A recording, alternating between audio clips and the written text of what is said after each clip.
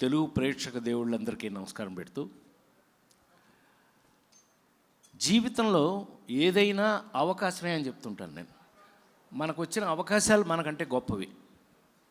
ఇది ఆ నలుగురు సినిమా అప్పుడు ఎక్కువ మాట్లాడేవాడిని. But of course ladies tailor cinema చేసినప్పుడు ఆ నలుగురు చేస్తే అట్లాగే ఉంటుంది. Mister middle class Nageswara Reddy గారు, డైరెక్టర్ నాగేశ్వర రెడ్డి గారు. ఈయన సినిమా ఇండస్ట్రీలో ఎప్పుడు మొదలయ్యాడు తెలుసా? పృథ్వీ, ఎప్పుడో తెలుసా? నీకు ఐడియా ఉందా? రాజేంద్రుడు గజేంద్రుడు క్లాప్ కొట్టారా ఫస్ట్? నా అదృష్టం అలా మాతో పెరిగి పెరిగి పెరిగి పెరిగి ఇందాక మా సోదరులు చెప్పారు చక్కగా ఇట్లా తన గురించి, తన మ్యూజిక్ గురించి, అందులో ఈ సాయి వీళ్ళు ఎలా చేస్తారు, వీళ్ళు అందరూ నాకు బాగా అటాచ్డ్, వీళ్ళందరూ అటాచ్డ్. అట్లాంటిది నాగేశ్వర రెడ్డి గారు ఇంటికి వచ్చి, సార్ మీ మీద మీకోసం, నా మీద నా కోసం ఏంటది అన్న భయపెట్టాడు. వెంకటేశ్వర స్వామి నేనా?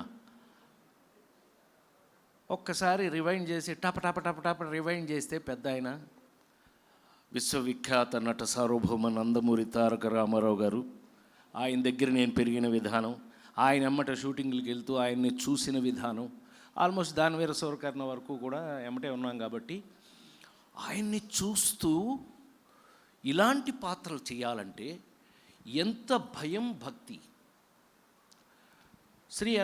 శ్రీకాంత్ గారు అనేవాడు షూటింగ్ స్పాట్ దగ్గర, అన్న ఎంత సీరియస్ అన్నయ్య మీరు, ఇన్ని గంటలు కూర్చొని కూడా కూర్చోవట్లేదు మీరు అన్న. ఆ డ్రెస్ వేసుకుని కూర్చోవటం మర్యాద కాదు, కూర్చోకూడదు, కూర్చోలేదు. సో ఈ పాత్ర చేసేటప్పుడు నేను ఆల్మోస్ట్ మాల వేసుకున్నట్టు, నేను శబరిమల 43 సంవత్సరాలు శబరిమల వెళ్ళినవాడిగా అలాగే మెయింటైన్ చేయవలసిన పరిస్థితి వచ్చింది. అది మీరు ఇవాళ చూస్తున్నది ఏమన్నా బాగుంది అని అంటే కనుక నాకు ఇచ్చినటువంటి అవకాశం. ఆ అవకాశంతో వీళ్ళందరూ మరి ముఖ్యంగా బాగుందని, బ్రహ్మాండంగా, ఇలాగా పక్క నుంచి వీళ్ళు నాకు తమ్ముళ్ళు అసలు అంత ఎంకరేజబుల్గా, అంత అద్భుతంగా 48 సంవత్సరాల నుంచి సినిమా ఇండస్ట్రీలో ఉన్న నేను ఇవాళకి ఇలాంటి అద్భుతమైన పాత్రలు వస్తేనే మనం చేయటం జరుగుతుంది. అవి రావడం వల్ల మనం ఇవాళకి ఫిట్గా ఉన్నాం. అందుకని నేను ఫస్ట్ థ్యాంక్స్ ఎవరికైనా చెప్పాలి అంటే మా నాగికే. Thanks to Nagi. ఎందుకంటే నన్ను అలా ఊహించి నేను డబ్బింగ్ థియేటర్ దగ్గరికి వెళ్తే సాయి కార్తీక్ ఉన్నాడు అక్కడ. నువ్వేంట్రా బాబు ఇలాగా? సాయి కార్తీక్ నాకు బాగా చనువండి. విజయవాడ కృష్ణా పుష్కరాలకి మొత్తం హారతులు చేసిచ్చాడు అద్భుతంగా. దానికి నేనే డైరెక్షన్ చేసుకున్నాం, ఏదో మాకు చేతనైంది ఏదో చేసిచ్చాం. ఈ వేళకి అయ్యే నిలబడిపోయినాయి. ఆ సాయితో నాకు బాగా ఉంటే, సార్ మీ ఇంట్రడక్షన్కి నాగేశ్వర రెడ్డి గారు నాకు ఒక అవకాశం ఇచ్చాడు సార్, చూడండి దాని సంగతి అన్నాడు. నాకు ఎంత ఆశ్చర్యం వేసిందంటే, అంటే కొంచెం ఎక్కువ మాట్లాడుతున్నానేమో వాళ్ళు ఏమనుకోకండి, అంటే ఇలాంటి క్యారెక్టర్లు వేసినప్పుడు మనం మర్చిపోతాం. అతను రికార్డ్ చేసింది నా ఇంట్రడక్షను, నేను వైకుంఠం నుంచి బయలుదేరి వస్తున్నది నాకు డబ్బింగ్ థియేటర్లో చూపించారు. నాకు అనిపించింది, ఇందాక మా సోదరుడు చెప్పినట్టు, కోనా చెప్పినట్టు, it's a middle class cinema, is for middle class. So middle class వాళ్ళ కోసం తీసిన మిడిల్ క్లాస్ సినిమా అతను ఆ ఇంట్రడక్షన్ నాకు చూపిస్తే ఒళ్ళు గగురు పొడిచింది. నాకు ఆశ్చర్యం వేసింది, ఎంత బాగా చేసావు సాయి అంటే, మీరంటే లవ్ సార్, అది చూస్తే అంత బాగుంది సార్, గెటప్ కూడా అంత పర్ఫెక్ట్గా బాగుంది, మీకు సెట్ అయింది, అందుకని మేము కూడా ఇన్స్పైర్ అయ్యాం సార్, చేసామని అన్నారు పృథ్వీ. సో లెటస్, ఇది మిడిల్ క్లాస్ వాళ్ళందరికీ నేను మిడిల్ క్లాస్ వాడినే. ఎలిమెంటరీ స్కూల్ టీచర్ని కదా నేను, టీచర్ కొడుకుని. సో అవి ఎప్పటికీ మర్చిపోం. మిడిల్ క్లాస్ వాళ్ళం, మన క్యారెక్టర్ ఎప్పటికీ మారతాం. మనం ఎప్పుడు ఇలాగే ఉంటాం, మన మనస్తత్వం ఇలాగే ఉంటుంది. నా రిక్వెస్ట్ ఏంటంటే, మిస్టర్ మిడిల్ క్లాస్ మీకోసం చేయబడింది.